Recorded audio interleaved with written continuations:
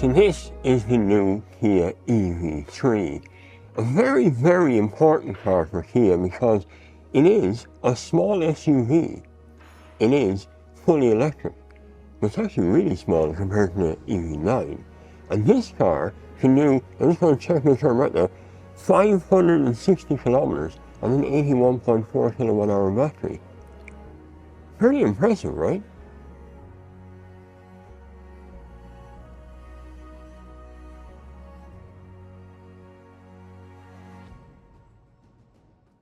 It manages to do this massive range from a big battery by its drag coefficient.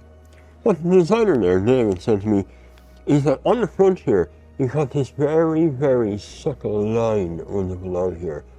It pushes the air over the car rather than pushing into the front, which is where it gets into trouble because SUVs tend to be very slab-fronted. This one isn't. What it also does is a clever use of opening some vents down here to allow airflow under the car and around the wheels. So it gives it a very, very low drag coefficient, allowing for greater range. There will also be a second battery, unconfirmed whether it's coming to Ireland or not, with a shorter range version of the car with a smaller battery entirely. And that battery is going to be the standard range one. I'm just checking my notes for sure. Right here, 58.3 kilowatt hours. Even a range of 410. So this is a long-range car with two variants of the battery and unconfirmed pricing. Let's have a little look at the inside though, because it actually gets fairly interesting in there. So the interior here and the whole car claims to have 28.4 kilograms of fully recycled plastic in it. But the interior here is either made from recycled material or will be recycled in the future. That's pretty important for this car, because the textures on this is really nice. Now we have a massive screen across the middle of it, and these air conditioning controls are permanently on. There's still a touchscreen though, so still a bit of a demerit point there. Physical buttons have now disappeared. There is a couple here for temperature though, so you can adjust the temperature from a physical button as well as have it on the screen, and that is very important. Also here in the center, this is a pre-production model now, but this pulls out, allowing you space to put things on while you're charging. So a laptop could fit here. You can do a bit of work while you're charging up. You wouldn't leave it in there while you're driving because it just slides around anyway. Maybe the texture would change by the time it comes to market, but that's an interesting feature too. The cabin is light and airy, only a front edge of a sunroof here, but it is actually a nice space to be. But more importantly, is this small footprint car, still 4.5 meters long, but it's a small SUV. There's actually room for 4 adults in here and a big boot. Let's have a look at it. That's the seat I was just in. You can see how much room there is between me and it now. And it's fairly spartan back here. Usually these pre-production cars are loaded with things back here, but I actually have 2 vents and 2 USB-C ports. Also back here is an armrest in the middle, and that's kind of your lot. That's it in the back of the car, because this is a small family car. So chances are you're not going to have 2 teenage families back here. It's not that kind of car, I don't think.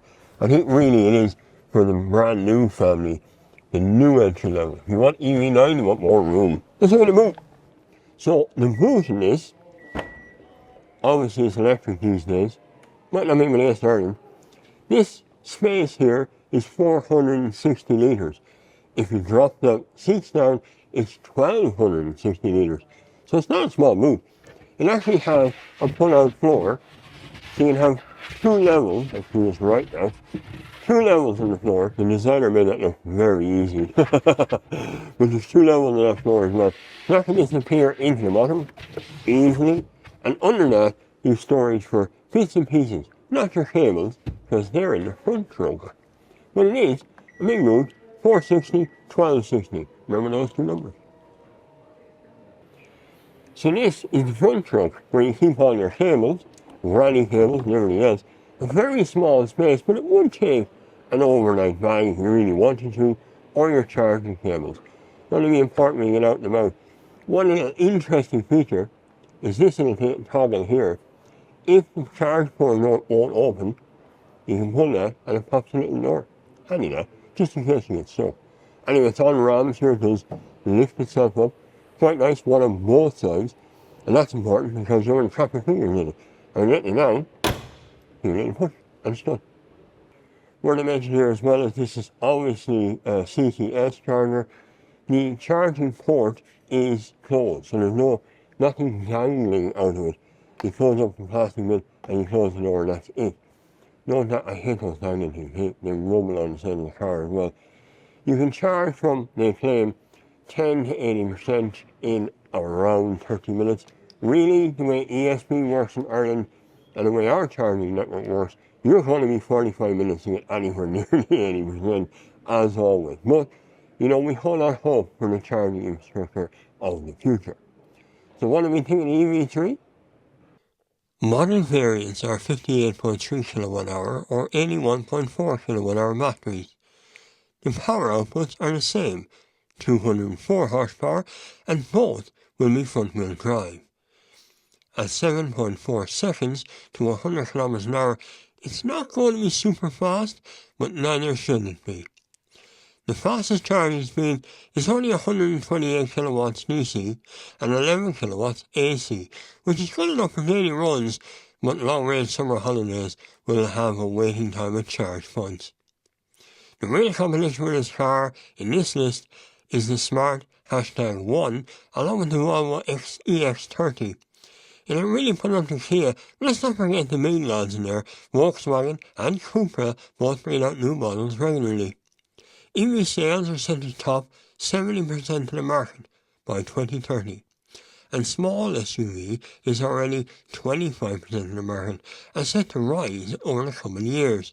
So complain all you want about SUV, but that's what the customer wants, and they want battery power, so combining the two of them will make Kia a very strong player in this segment.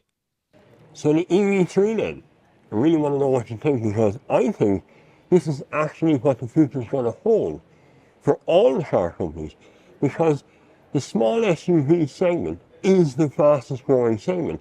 I know what you might think about SUVs or otherwise, but this is the segment that people are buying the cars in. So you can say all you want about how bad SUVs are for the environment and we don't need them, but it's what you're buying. It's what people are demanding, and it's what car companies are producing. This is a triumph because it manages to look big and mean, but it's actually quite small. It's a small, big cabin inside, small footprint on the outside. I think it's going to absolutely ruin the market. Look, I need your opinion, so leave me a comment down below. Thank you very much for watching. I hope you hit the subscribe button because this is an important car and we're going to be driving it later on this year. So look after yourself. And until the next time, I'll see you on the far side.